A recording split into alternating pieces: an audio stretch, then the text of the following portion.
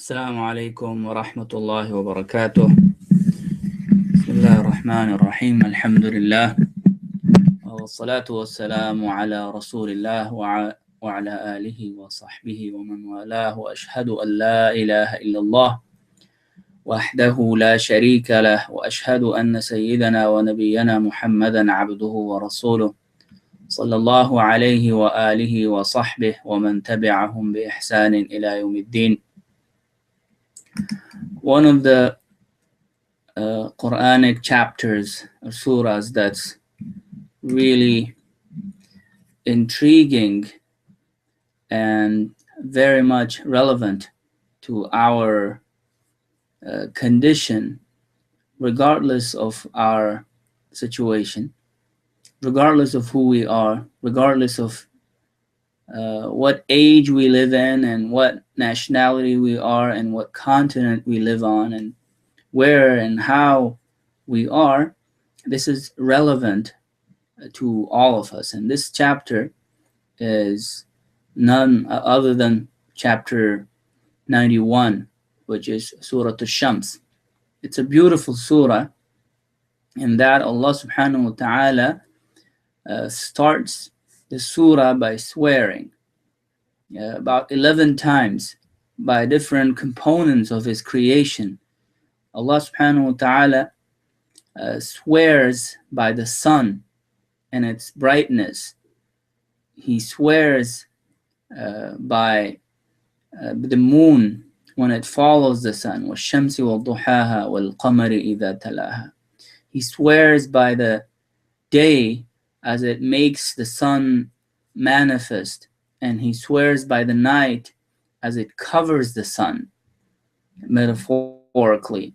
He swears by the sky, by what is above us, that which of which we have very limited knowledge. He swears by the earth and the way it has been spread, and he swears by the human soul, by the human, and how Allah subhanahu wa ta'ala has created the human and has made him in due proportions, and how he has proportioned us. So he swears by all of these different components and aspects of his creation, and all of these are amazing things. All of these are beautiful things in Allah subhanahu wa ta'ala's creation, and all of them are great things, things that are beyond our imagination in terms of how they came into existence, in terms of how you can create these things. You can simulate it on your computer, you can look at it with the naked eye, but as far as making it happen, creating something like one of these things mentioned and at the beginning of the surah, it's impossible. Nobody would ever come close to even thinking of this being ever possible for someone to create a sun or a moon or the earth or a human being. These are all great aspects of Allah subhanahu wa ta'ala's creation, and he swears by all of them. And why does he swear by all of them? That's something we'll discuss today. But before we go into that, you look at how Allah subhanahu wa ta'ala swears. And he when he swears by the sun and the moon, and he swears by the earth and the sky, and he swears by all of these different things, you learn a few things from these. Number one, you learn that when Allah subhanahu wa ta'ala mentions Ash-Shams first, he mentions the sun, and he says وَالشَّمْسِ وَالضُّحَاهَا, I swear by the sun and its brightness and its light. Duha is that time of the day when the sun is just coming out and it's rising, and the brightness of the sun is just starting to spread all over. That's the time of duha, and that's why you have the duha prayer as well, where you pray 2 rak'ahs about 25 to 30 minutes after sunrise. That's a nafil voluntary prayer. So when you Think about this. Allah subhanahu wa ta'ala mentions the sun first, shamsi wal duhaha, and then he mentions wal qamari idha talaha, and by the moon as it follows it. Not only does it follow it in the order of day and night, because during the day you see the sun, and during the night you see the moon, when it is visible, when you actually can see it. So that's one aspect of it. But the other aspect of it, which we can pay closer attention to, and which is one of the miracles of the Quran, one of the ways in which the Quran tells us about the creation, and tells us things that were at that time unknown to people, and yet now people know about these things through scientific research and through discoveries and through the uh, the telescopes and equipment that Allah subhanahu wa ta'ala has enabled us to create. Allah subhanahu wa ta'ala tells us things that at that time were impossible for people to figure out, yet Allah subhanahu wa ta'ala mentioned those in the Quran, and now we understand. So Allah subhanahu wa ta'ala mentions the moon after the sun, wal qamari idha talaha, and the moon as it come after it. Not only does it come after in that sequence, if you consider the day to be first and the night to come second, but it also comes after the sun, in that it gets its light from the sun. That the light of the moon is not its own light. It actually gets it. It's reflected from the sun onto the moon. And so this is one of the things that Allah subhanahu wa ta'ala has mentioned in the Quran. And this is 1400 years ago. And Allah subhanahu wa ta'ala starts by swearing by the sun. Because the guidance of Islam, the beauty of Islam, the gift of Islam is like the light of the sun. It's like the light of the sun that leaves no way that is not illuminated. Every way that it touches, every place that it touches, every soul that it touches, it illuminates the way to that soul, regardless of what choice that soul makes, that person makes. When the light of Islam hits someone, it gives you clarity. It gives you clarity, and it illuminates your heart, illuminates your mind. And so Allah subhanahu wa ta'ala, for that reason, begins the surah by Wash-Shams, by swearing by the Shams, by the sun. And it's also implicit in swearing by Ash-Shams, by the sun, that the beauty of Islam, the light of Islam will spread to all corners of the world. It will be everywhere. And you see that there are Muslims all over the world, and on every continent, in every city of the world. And not only the presence of Muslims, but also the knowledge of Islam. Being able to understand Islam is so easy for anyone now.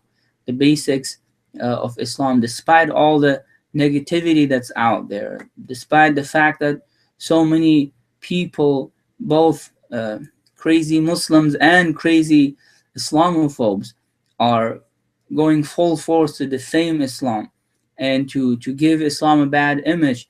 There is so much information out there that if people were to pursue objectively, they would very easily have access to Islamic knowledge. So when Allah subhanahu wa ta'ala says وَالشَّمْسِ وَالضُّحَاهَا, implicit in it is a promise that the knowledge of Islam, for people to understand and to know Islam, will be readily and easily available to people. And that's the promise of Allah subhanahu wa ta'ala that He has fulfilled for us.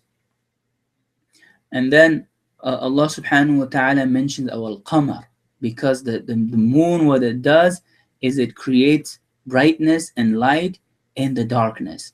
Just like Islam, at the beginning, it created bright light in that depth of darkness in which people used to live. So Ash-Shams can be a reference to our times when Islam has spread all over the world, and anyone that's interested can easily gain the knowledge of Islam, at least the basics of what Islam is all about. And wal qamar is a reference to that time of darkness, as the moon itself comes when it's dark, and it's a dark night, and then it's illuminated by the beauty, by the beautiful light of the moon. And in the same manner, at that time, Islam came, the Prophet ﷺ came, and in that dark society, they gave them that glimmer of hope, and started illuminating the heart of those people, and a generation completely transformed and changed, and changed the world forever.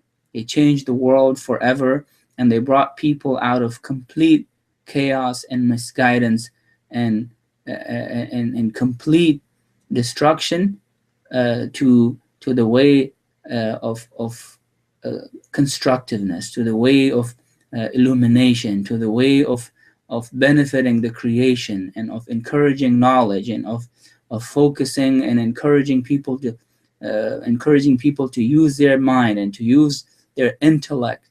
That the illumination of divine guidance is not in conflict with the intellect that Allah subhanahu wa ta'ala has given us, but rather it helps you think better and more clearly, and it illuminates your heart and your mind. And so that's why Allah subhanahu wa ta'ala mentions wa shams, and then wal qamar, that by the sun and by the moon. And so Allah Azza wa Jalla, when He says wan nahari idha jallaha, and by the day as it makes it manifest, as it makes the sun manifest. It doesn't mean the sun actually makes the day actually makes the sun manifest. It's just that it occurs during the day. And so that's kind of a metaphor that's being used by Allah subhanahu wa ta'ala. وَالنَّهَارِ إِذَا جَلَّاهَا.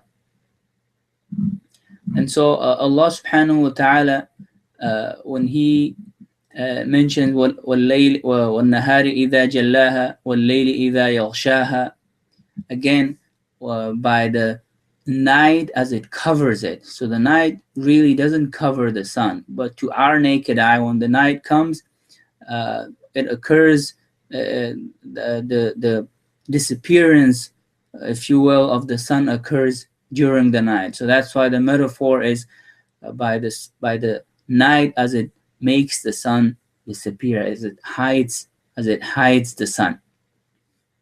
And so وَاللَّيْلِ إِذَا يَغْشَاهَا, and then وَالسَّمَاءِ وَمَا بَنَاهَا, by the sky and the one who has made it, Allah subhanahu wa ta'ala. So it is basically an oath by the name of Allah subhanahu wa ta'ala. By and the swearing and the oath here is by as-sama wa ma banaha, and the one who has created, who has established it. And then wal ardi wa ma tahaha, by the earth and the one who has spread it. Who has spread this earth? Allah subhanahu wa ta'ala. Then Allah subhanahu wa ta'ala mentions another great aspect of His creation. Wa nafsin wa ma sawaha, and by the nafs, by the human, and the way Allah subhanahu wa ta'ala has proportioned it. Wa nafsin wa ma sawaha, how Allah subhanahu wa ta'ala has proportioned our bodies, the way He has proportioned us, and He has created us in due proportions with perfect symmetry, and all the needs that we have, and everything externally and internally, the way Allah subhanahu wa ta'ala has blessed us with so many of these things. This is not a small matter. This is not a small thing. When you think about the human body and how it functions, even when you disregard the psychological, mental, and spiritual capabilities that Allah subhanahu wa ta'ala has given us, merely the mechanics of our body, the motions that we are able to make, the way we are able to function and eat and drink and sleep and rest and wake up, we're not even going into the fields of our feelings and our understanding and our capacity for knowledge and for critical thinking and so on. Even when you ignore all of those things that are of higher level, just at the basic level, when you ponder the human anatomy, the human uh, physiology, the way we are in our physical bodies, it's just astonishing, astounding when you think about your eyes and how you're able to see things. Think about your ears and how you're able to hear things, the way you're able to speak. Can you imagine that Allah subhanahu wa ta'ala has given us this gift, that whatever we can think of, we have a tongue that Allah Azza wa Jalla has given us that we can use to express ourselves. So those feelings and those thoughts are not bottled on the inside. We're actually able to speak them and express them, and we're able to communicate our thoughts to others. And that's a great blessing of Allah subhanahu wa ta'ala. And these are blessings that we take for granted. And these are blessings that we see our fellow human beings around us who are deprived of them. And then, and only then, when you think about it, and when you see these people that are deprived, you realize you realize how what kind of a great blessing you have, and you then you're uh, hopefully motivated to thank Allah subhanahu wa ta'ala for what He has given you. So Allah subhanahu wa ta'ala, when He is done swearing by all these different components, great things in His creation, great things that He has created, great things that He has put out into the universe at our disposal for our benefit, because everything that's out there, even though we're not the only beneficiaries, but we benefit from these things. We benefit from the light of the sun, and not just vitamin D. It's not just vitamin D, and the moon, and the earth, and the day and the night. All of these things. Can you imagine us being deprived of these things? How life would be. Our life, the way we know it, wouldn't exist. It wouldn't be possible. So Allah subhanahu wa ta'ala has made all of this possible for us on this beautiful earth. And you look at all of these probes into other planets, and they go there, and they, maybe there is life out there, but so far, when you go to this huge planet like Mars, and you land there, and all you see is dirt and rocks and nothing else. Nothing else. Can you imagine if Allah subhanahu wa ta'ala decides to turn the earth into a Mars? We have nothing left, no possibility of life. No one can survive, nothing to enjoy, nothing to look at, nothing to smell. And so these are blessings that we are surrounded by. But too often we take these blessings for granted, and we don't thank the Creator. We don't thank the Creator enough for having blessed us with all of these things in His creation. So Allah subhanahu wa ta'ala says, وَنَفْسٍ وَمَا سَوَّاهَا فَأَلْهَمَهَا فُجُورَهَا وَتَقْوَاهَا. Allah subhanahu wa ta'ala has made you proportionally, physically and mentally, and in every aspect of your being. He has proportioned you. He has proportioned you. And then the one thing that's left is spiritually. How about spiritually? فَأَلْهَمَهَا فُجُورَهَا وَتَقْوَاهَا. Allah subhanahu wa ta'ala hasn't just made you and proportioned you physically and mentally, and that's it, and abandoned you spiritually. Rather, He specifically mentions, وَنَفْسٍ وَمَا سَوَّاهَا. He mentions how He has proportioned us physically and mentally, you could say. But how about spiritually? فَأَلْهَمَهَا فُجُورَهَا وَتَقْوَاهَا. There is a balance that He has given you spiritually as well. And how has He done that? Allah subhanahu wa ta'ala has inspired you. He has instilled in your heart the guidance and the ability to distinguish, the aptitude to distinguish between what is good and what's bad. فُجُورَهَا وَتَقْوَاهَا. This is these are the things that are bad for you. These are the things that are good for you.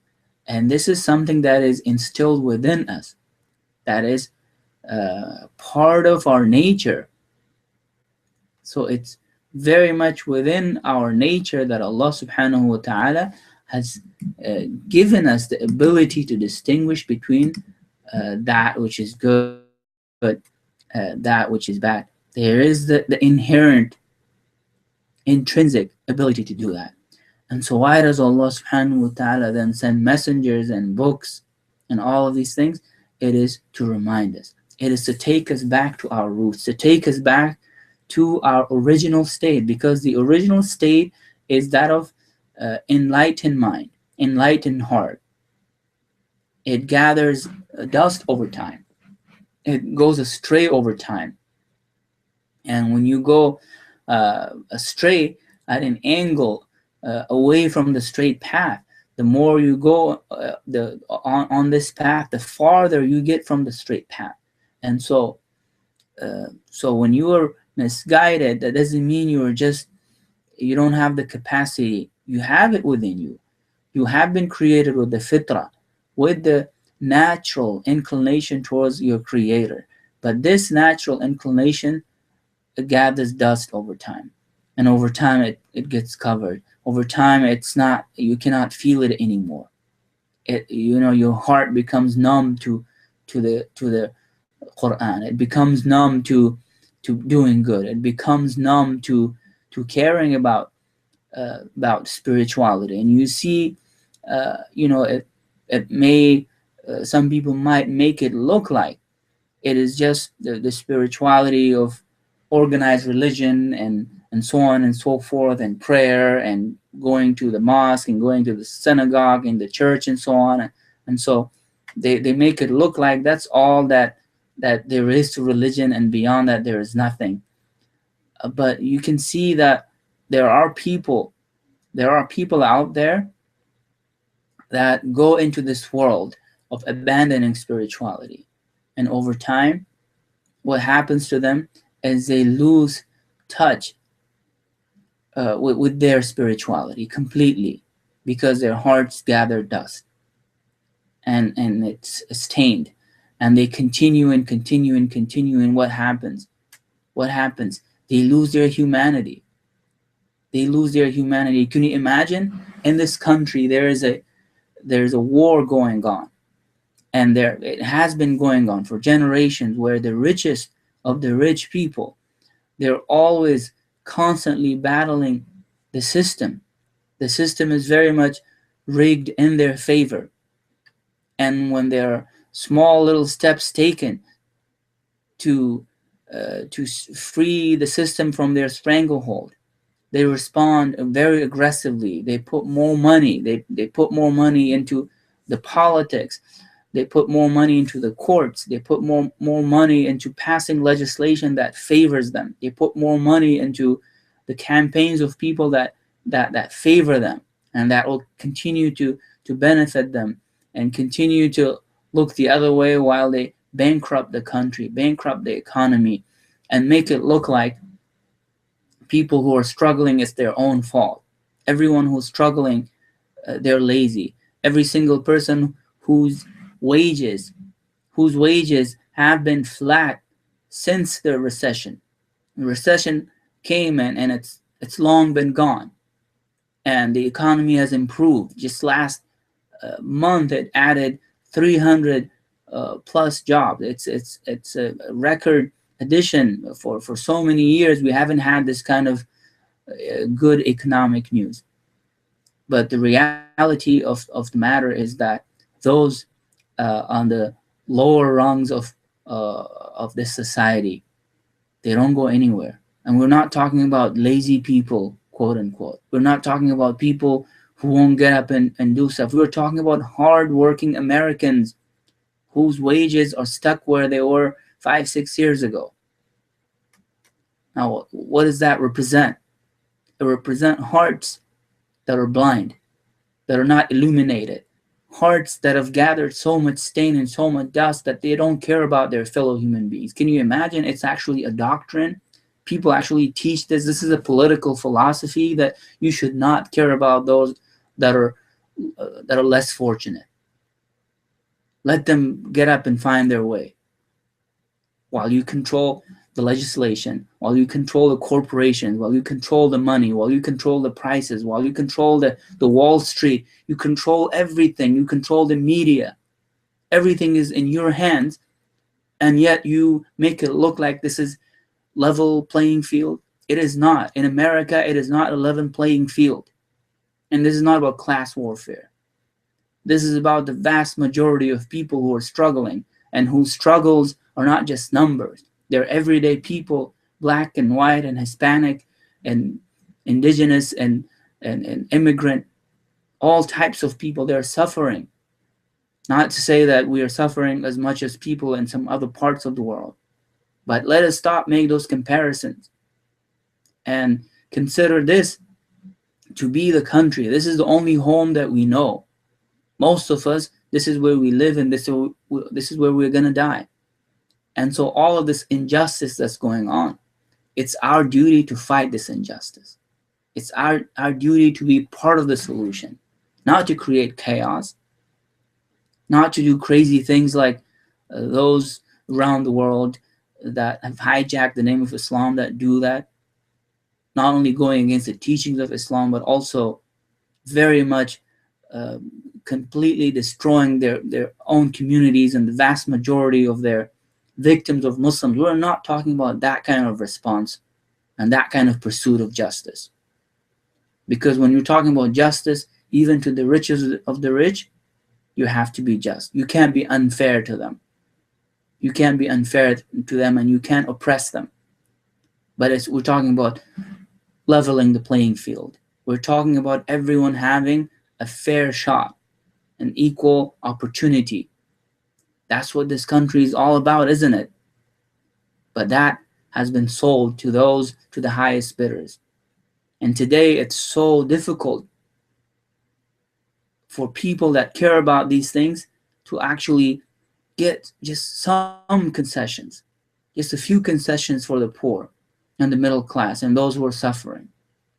These stagnant wages, that's just the worst example of this economy and this recovery not benefiting anyone except the richest of the rich, except the 1%.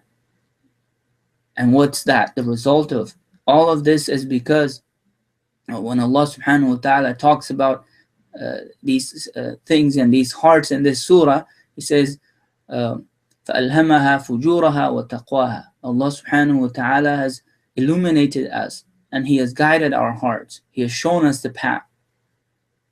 But we have to make the choice, and a lot of these people have made the wrong choice for themselves and for their fellow human beings. Because this kind of system of injustice cannot survive, cannot go on for too long. When the vast majority of people are suffering, when they're unhappy, when they're responding in the way they're responding by voting a certain party because they want to punish the party that's in power, regardless and beyond the politics of it and the blue and the red of it, under the underlying thing that's going on here is that people are frustrated. The vast majority of people are not millionaires. They don't have yachts, and they don't have private jets, and they don't have mansions. People are struggling, and they've been struggling for too long, and the system is not working for them. And the reason it's not working for them is those who control everything, the market and the economy and the politicians and the media. They want to continue and perpetuate their stranglehold. But there are noble people, politicians and others that continue to struggle against that system, and we need to be on their side. We need to support them. We need to encourage them. We need to be there for them, and we need to be people of principle, regardless of party and of politics. We have to be on the side of those who raise their voice and support justice and equality for all human beings, not just Muslims, not just Christians, not just this group or that group, not just poor, not just rich. Everyone should be respected, and fairness and justice is something that everyone should be a recipient of. And so that's what's going on.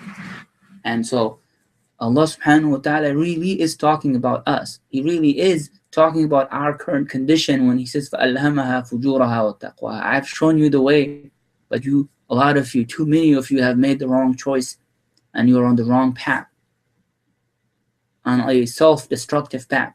فَأَلْهَمَهَا فُجُورَهَا وَتَقْوَاهَا قَدْ أَفْلَحَ مَنْ زَكَّاهَا. Who has succeeded? Who is the successful one? The celebrities,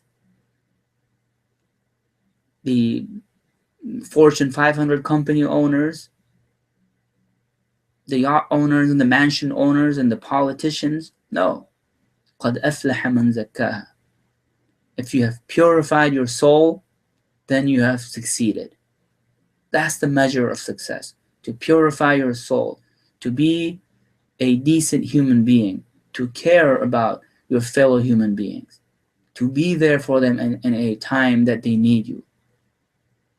And it looks like the narrative is the richest of the rich. They are the ones that care the least about those who are less fortunate. Can you imagine if all of these people gave zakat or charity, whatever you want to call it, give 2% or 2.5% of your assets, not every year, but just 1 or 2 years?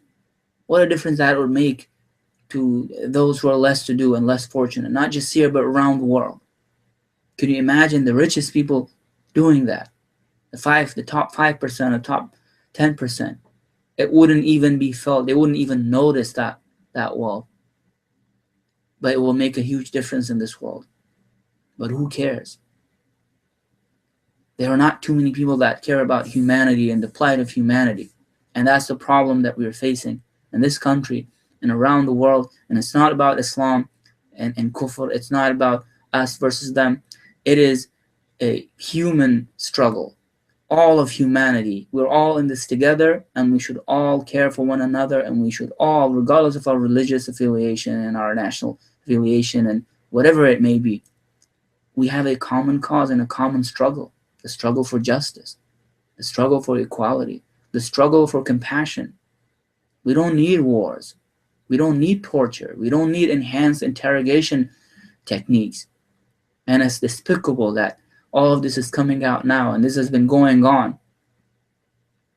And this went on for so long. It was paid for by our tax dollars.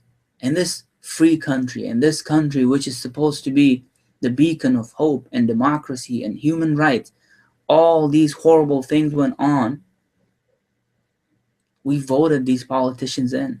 We supported them. And this is what they do with our money, with our trust. And there seems to be very little accountability. And that the fact that it has come out, too many people are not happy with it. They're saying you're just trying to blame the previous administration. Is it about the previous administration? Or is it about human rights? And is it about justice? It's about the human dignity that you take away from human beings, regardless of how horrible they may have been. As a human being, how can you do that to a fellow human being? Even if they did that, those same things to other human beings. How can your conscience allow you to do that? Regardless of your position of power. Who has more power than you? Allah subhanahu wa ta'ala has power over all things. And you will be held accountable, if not in this world, in these courts, and the court of Allah subhanahu wa ta'ala. You think these people will get away with it in front of Allah subhanahu wa ta'ala? The horrific things that they did to human beings, regardless of how horrible, terrible those folks are. Some of them may be innocent, but some of them are guilty. It doesn't matter. Every human being deserves respect. And where is rule of law?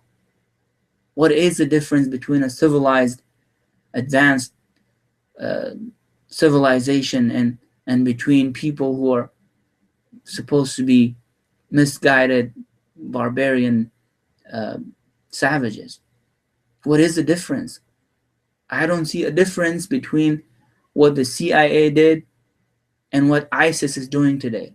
There is a complete moral equivalence in those conditions and these conditions. So as human beings, as citizens of this country, as citizens of the world, we have a responsibility to know at least these things, to raise our voice, to voice our concern, to speak out against these kinds of atrocities, because we always, and we should always condemn any atrocity that's committed in our name, in the name of Islam, in the name of Muslims. People quoting Quran and Hadith and beheading people. That's not right. That has nothing to do with Islam. But at the same time, what the CIA did not too long ago, that's not in accordance with any teaching. In accordance, that's not in line with any religion. That goes against basic human decency. It's inhumane. And so for that kind of a thing to go unpunished, to completely go unnoticed, and to be consigned to the dustbin of history, and only to be used maybe for political gains here and there, that's horrific. And that's a bad precedent that we are leaving for the generations to come. We should all be working towards a more just society, a better world. Not just a better America, but a better world for all of us, for all of humanity. We owe that to ourselves and to our future generations, and to us as believers, as Muslims, to Allah subhanahu wa ta'ala, to work for justice and to work for peace, and to be people that spread justice, that spread peace and love, not violence, not bloodshed. What problem has all of this bloodshed solved? What problem has it solved? We continue to fight, and we continue to wage wars, and we continue to torture, we continue to bomb, and we continue to behead. We have become so despicable. What problems have we been solving? Specifically, those crazy Muslims that are resorting to this kind of barbarism, what have they accomplished? What have the people like Taliban and Al-Qaeda given us since 9/11 and before that? All they give us is more bloodshed, more Muslims that are victims of their atrocities, more destruction, more spoiling the name and the beautiful image of Islam. That's all we're getting out of all of these. قَدْ أَفْلَحَ مَنْ زَكَّاهَا وَقَدْ خَابَ مَنْ دَسَّاهَا. Those who purify their souls, indeed, those are the ones that Allah subhanahu wa ta'ala says are successful. And those, وَقَدْ خَابَ مَنْ دَسَّاهَا, and those who allow their souls to be destroyed, and their souls to be stained, and their souls to be occupied by the devil, by the shaitan, and as a result become people of injustice and oppression, people that disconnect from Allah subhanahu wa ta'ala, that disconnect from their fellow human beings, that lack compassion, that lack wisdom, that only care about their own selfish gains, that only care about their greed, that only care about their own power. وَقَدْ خَابَ مَنْ دَسَّاهَا. These are people that have lost. They're losers. And these are the kinds of people that we need to ask Allah subhanahu wa ta'ala to guide. These are the kind of people that we need to, in whatever capacity we have, to speak out against them and to try to guide them and try to knock some sense into them. Because for too long, we talk about killing people and we talk about getting rid of people. This is a world that we all share. Even those who are committing sins and who are being atrocious, they're still our fellow human beings. It's our duty to help them see the light as well. It's our duty to show them the path as well by a good example. You want to see compassion on Wall Street and across America and across the world, show compassion in your family. Show compassion in your community. Show compassion wherever your sphere of influence is. If you cannot show compassion at home and in your community and where you're present at work and your sphere of influence, you have no right to talk about compassion and about justice all over the world or at the level of a country or even a state. May Allah subhanahu wa ta'ala guide our hearts. May Allah subhanahu wa ta'ala make us decent human beings. May Allah subhanahu wa ta'ala give us the ability to be people that call to justice and that call to compassion, that call to love, not just call, but also live our call. أقول قولي هذا وأستغفر الله لي ولكم ولسائر المسلمين. السلام عليكم ورحمة الله وبركاته.